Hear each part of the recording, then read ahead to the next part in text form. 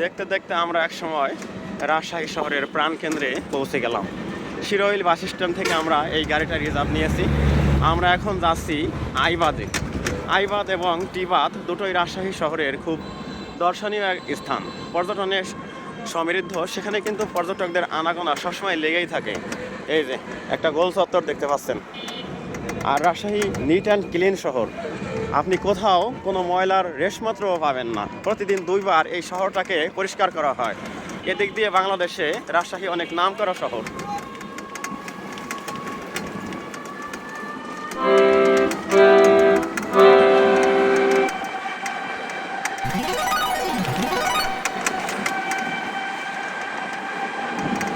পরিষ্কার পরিচ্ছন্নতার দিক দিয়ে রাজশাহী বিশ্বের দরবারে একটা স্থান করে নিয়েছে। শুধু আমাদের দেশেই নয়, বহির্বিশ্বেও এই রাজশাহী পরিষ্কার পরিচ্ছন্ন শহর হিসেবে বেশ খ্যাতি অর্জন করেছে। সিটি কর্পোরেশনের আন্ডারে এই পরিষ্কার পরিচ্ছন্নতা অভিযান পরিচালনা করা হয়।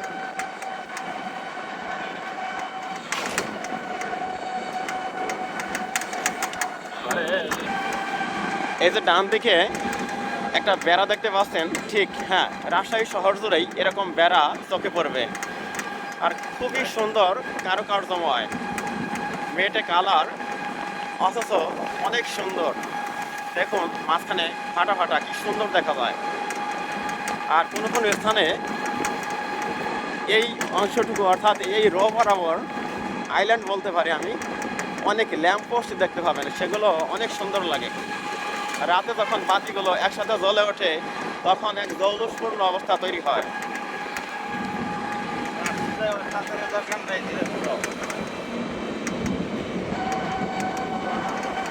এগুলো হলো পাম ট্রি। এই গাছগুলোর বয়স খুব বেশি নয়। যখন একদিন এই গাছগুলো বড় হবে তখন আরো সুন্দর লাগবে।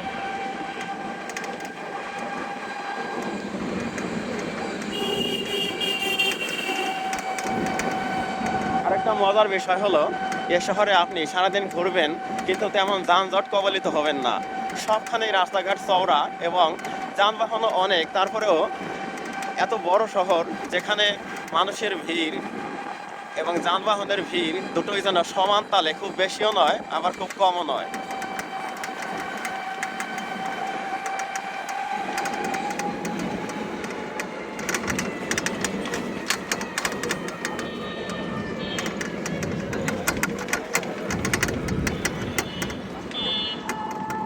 আমরা এর আগের এক জার্নিতে পুরো রাজশাহী শহর ঘুরে কোথাও আমরা ময়লার সন্ধান পাইনি।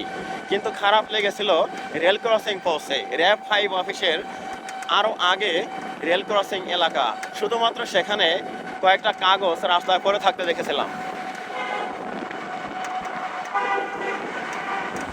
এই দৃষ্টিনন্দন রাজশাহী শহরে আপনি ট্রেনে অথবা বাসে করে আসতে পারেন। যদি বাসে আসেন সেক্ষেত্রে 5 থেকে 6 ঘন্টা এবং ট্রেনে 4 থেকে 5 ঘন্টা সময় লাগবে। বাসে 700 থেকে 1500 টাকা ভাড়া লাগতে পারে, নন এসি 700 থেকে 800 টাকা, এসি 1000 থেকে 1500 টাকা। মন মানসিকতার দিক থেকে মানুষের যদি শৈল্পিক মন থাকে তবেই কোনো কিছুকে আরও সাজিয়ে গুছিয়ে সুন্দর করে তোলা সম্ভব। হ্যাঁ, এখানকার মানুষের সভ্যতা, কৃষ্টি, কালচার, মননশীলতা সব কিছুই যেন সুন্দর। আর সেই সুন্দর মননশীলতা থেকেই এই সৌন্দর্য বোধ তৈরি হয়েছে। আপনি আপনার অবকাঠামো, আপনার পরিবেশ প্রতিবেশ সব কিছু পরিষ্কার পরিচ্ছন্ন তখনই রাখবেন যখন আপনার মনটা অনেক ফ্রেশ থাকবে। আর ফ্রেশ মনই ফ্রেশ পরিবেশ উপহার দিতে পারে।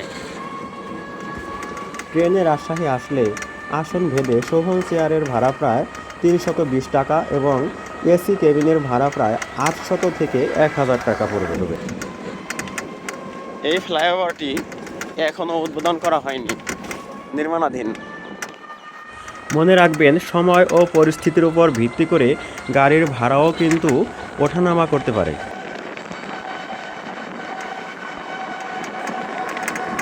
জেনে রাখা ভালো, রাজশাহী হলো পদ্মা নদীর পাড়ে অবস্থিত বিভাগীয় শহর। রাজশাহী বিভাগের প্রধান শহর এই রাজশাহী। আর এখান থেকে ভারত একেবারেই কাছে। ফারাক্কাবাদ রাজশাহী পেরিয়ে আরও সামনে গেলে বাংলাদেশ বর্ডার থেকে মাত্র 12 কিলোমিটার ভিতরে ফারাক্কাবাদ। এবং রাজশাহীর অপোজিটে ওপারে যে ভারত, ভারতের সেই মুর্শিদাবাদ জেলা। ইতিহাস ঐতিহ্যে সমৃদ্ধ মুর্শিদাবাদ পদ্মা নদী পেরিয়ে গেলেই প্রথমে পড়বে সেই মুর্শিদাবাদ জেলা, যেটা পশ্চিমবঙ্গের একটা উন্নত জেলা।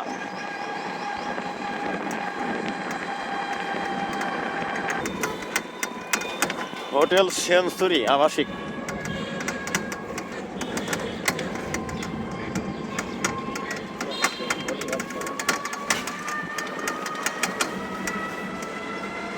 Hi tech hospital.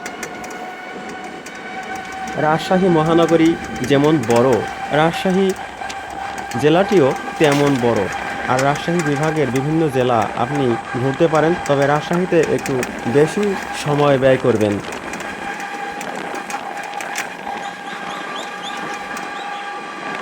সাধারণ বিভাগ ভবন, জাতীয় সমবায় কার্যালয় রাজশাহী।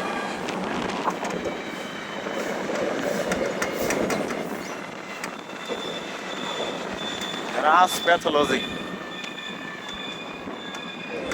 রাজশাহীকে বলা হয় সিল্ক সিটি। পদ্মা পাড়ের ঐতিহ্যবাহী বিখ্যাত এক শহর। এটা যেন স্বপ্ন দিয়ে জড়ানো এক মায়াবী শহর রাজশাহী। রাতে কি লাইটগুলো জ্বলে ওঠে ভাই না? তাহলে দেখতেই পাচ্ছেন কি সুন্দর সুন্দর লাইট, গুচ্ছ গুচ্ছ লাইট সেট করা। রাতে যখন জ্বলে ওঠে তখন কতই না সুন্দর লাগে শহরটাকে।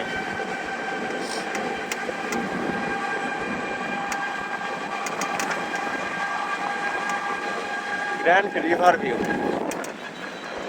ইবনে সিনা। শত শত সরকারি বেসরকারি প্রতিষ্ঠানের এই রাজশাহী শহর একেবারেই নিরিবিলি পরিবেশ। এটা হলো ইতিহাস ও ঐতিহ্যের এক শহর।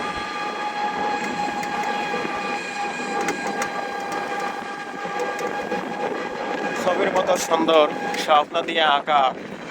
ভৌগোলিকভাবে বাংলাদেশের উত্তর পশ্চিম জনপদ এই রাজশাহী। আর রাজশাহী আম প্রধান এলাকা। এই রাজশাহীতে বর্তমানে বিভক্ত জেলা চাঁপাইনবাবগঞ্জ, সেটাই হলো আমের প্রাণকেন্দ্র। যদিও সাপাহারকে আমের দ্বিতীয় রাজধানী হিসেবে স্বীকার করা হতো, কিন্তু বর্তমানে সাপাহারবাসীর দাবি তারাই আমের ক্ষেত্রে অগ্রগামী। রাজশাহীর চাঁপাইনবাবগঞ্জের কানসাট আমের বোকাম। দীর্ঘকাল থেকেই এটা লোকমুখে এবং কাগজপত্রে প্রচলিত, কিন্তু সাপাহার নতুন করে এমনভাবে নাম লিখিয়েছে, তারা এত আমের উৎপাদন সাপাহারে, সাপাহারবাসীর দাবি তারাই আমে বর্তমানে সেরা স্থানটি অধিকার করে আছে। অনেক ইউটিউবার এসব বিষয় নিয়ে ভিডিও করেছেন। তাদের মতে হ্যাঁ, কানসার্টকে সারিয়ে সেই সাপাহারই বর্তমানে আমের প্রথম মোকামে পরিণত হয়েছে। এ নিয়ে কিন্তু অনেক বিতর্ক আছে। যাই হোক, আপনারা যদি মনে করেন কানসার্ট আমের সেরা স্থান, আবার যদি মনে করেন সাপাহার সেরা স্থান, এ নিয়ে আমার কোনো বাকবিতণ্ডা নেই।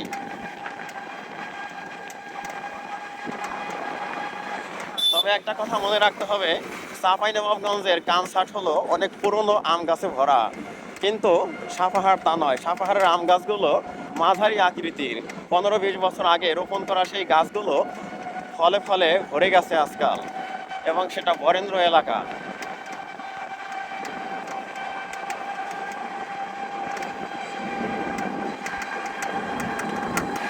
আজকের আমার এই ভিডিওটি ঘুরে দেখুন রাজশাহী শহর, এটাই হতে পারে উৎকৃষ্ট শিরোনাম।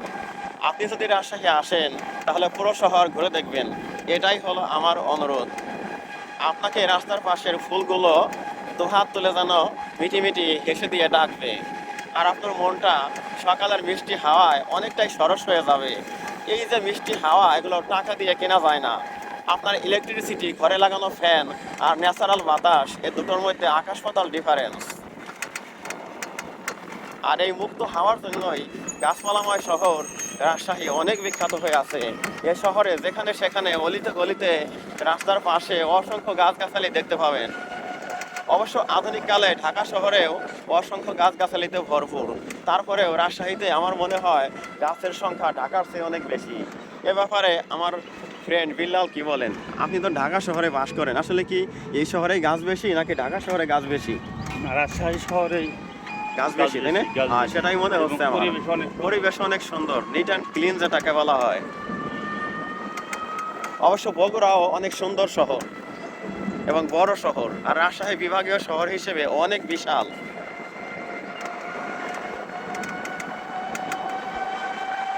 বাংলাদেশের যে কয়টি শহর সবচেয়ে বড় তার তালিকায় রাজশাহী অনেক শীর্ষে আছে। আমার জানা নেই, সম্ভবত তৃতীয় স্থান হতে পারে। বাংলাদেশের বাণিজ্যিক রাজধানী হিসেবে খ্যাত চট্টগ্রাম সিটি কর্পোরেশন ঢাকার পরেই সম্ভবত তৃতীয় প্লেসে রাজশাহী অথবা খুলনার অবস্থান। আমি নেটে ঘেটে ঘুটে আমি যখন এই ভিডিওতে এডিটিং করব আমি সেসব তথ্য আপনাদেরকে ডিটেলস দিয়ে দেব।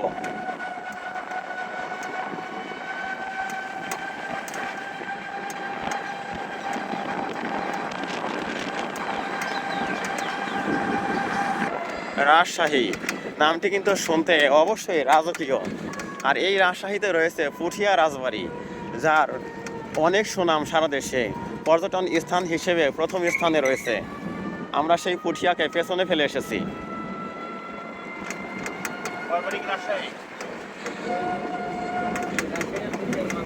কোথায় আপনার বাসা? কোন থানায়? ও,